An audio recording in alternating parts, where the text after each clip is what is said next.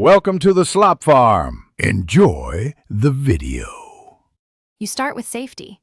Make sure the Swift's engine is cold to avoid scalding and lift the car only if necessary.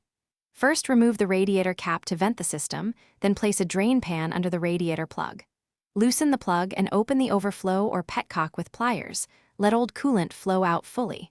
Once draining slows, open the engine block drain if present to remove trapped fluid. Keep rags ready to clean spills.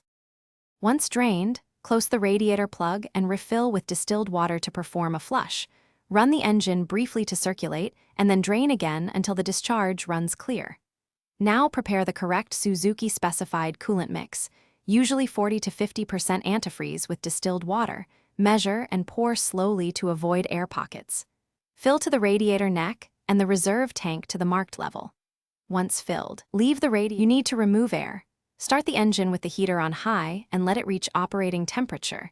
You'll see coolant level drop as air escapes. Add more coolant to maintain levels, then cap the radiator once stable and no more bubbles appear. Verify there are no leaks and that the heater blows hot. If you still see overheating or bubbling, rebleed the system and inspect the thermostat and hoses for blockages or failure. Addressing those will usually resolve persistent air or temperature issues.